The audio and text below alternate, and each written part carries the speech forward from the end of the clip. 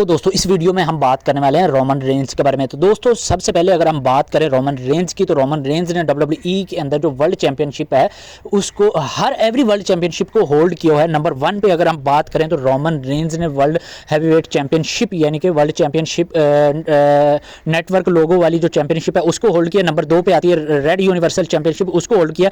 Number 3 पे आती है ब्लू यूनिवर्सल चैंपियनशिप, उसको भी होल्ड किया। और नंबर 4 पे जो चैंपियनशिप आती है वो आती है WWE world heavyweight undisputed championship, उसको भी रोमन रेंज ने होल्ड किया हुआ है। तो इस तरह से WWE के अंदर जो 4 वर्ल्ड हैवीवेट चैंपियनशिप्स हैं जो वक्त के साथ साथ जिनका लोगो चेंज करती रही WWE, उसको रोमन रेंज ने ही होल्ड किया है। जो भी WWE के अंदर जो भी सुपरस्टार है, यानी कि कोई भी ऐसा सुपरस्टार नहीं है रोमन रेंज के अलावा जिसने इन 4 फॉर्मेट की यानी कि वर्ल्ड चैंपियनशिप्स को होल्ड किया है, तो वो वन इन ओनली जो है वो हमारे ट्राइबल चीफ ही हैं जिसने WWE की वर्ल्ड चैंपियनशिप्स को चारों टाइटल को ही होल्ड किया हुआ है। तो इस तरह से हमारे जो ट्राइबल चीफ हैं वो ही बनते हैं, इसके अंदर वो ही उभरते हैं जिसने इन चारों टाइटल को होल्ड किया हुआ है।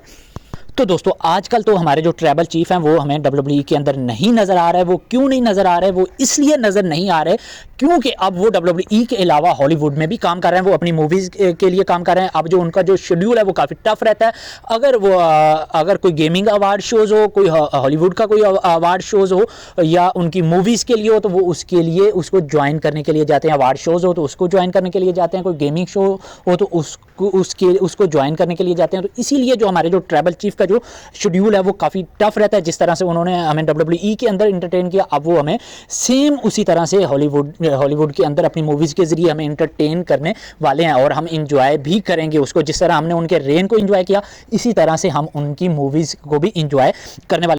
तो दोस्तों अब WWE के अंदर जो टाइम चल रहा है वो चल रहा है रोड टू रॉयल रंबल। तो देखते हैं हमारे जो ट्राइबल चीफ हैं वो सीधा अब अपनी एंट्री करेंगे रॉयल रंबल के अंदर, और रॉयल रंबल के वो विक्टोरियस भी बनेंगे 2026 के। और उसको रॉयल रंबल को जीतने के बाद वो सीधा चैलेंज करेंगे ड्रू मैकिंटायर को, क्योंकि अब जो न्यू चैंपियन है, अनडिस्प्यूटेड जो चैंपियन है वो है ड्रू मैकिंटायर। ड्रू मैकिंटायर ने कोडी रोड्स को लास्ट स्मैकडाउन के ऊपर बीट किया और न्यू चैंपियन बने। और पहले तो WWE का जो प्लान था वो था कोडी वर्सेस रोमन रेंज का, क्योंकि रोमन रेंज का कोडी के साथ अनफिनिश्ड बिजनेस है। हमारे जो ट्राइबल चीफ है वो जो कोडी के साथ जो उनका अनफिनिश्ड बिजनेस है उनको फिनिश करते, अपने बिजनेस को फिनिश करते और विक्टोरियस बनते, अनडिस्प्यूटेड चैंपियनशिप को अपने नाम करते। लेकिन अब चीज़ें जो हैं वो चेंज हो चुकी हैं। अब WWE भी चेंज करेगी प्लान को और हमारे जो ट्राइबल चीफ हैं वो ड्रू मैकिंटायर को चैलेंज करते हुए नजर आएंगे। पहले तो वो अपना रॉयल रंबल मैच जीतेंगे, रॉयल रंबल के विक्टोरियस बनेंगे, फिर उसके बाद सीधा चैलेंज करेंगे अनडिस्प्यूटेड चैंपियनशिप के लिए जो कि हैं ड्रू मैकिंटायर। और चैलेंज किसके लिए होगा? ये हमें जो एक बड़ा मैच होगा और बड़ी और ग्रैंड स्टेज के ऊपर यानी कि रेसलमेनिया 41 के अंदर हमें मैच देखने को मिलेगा।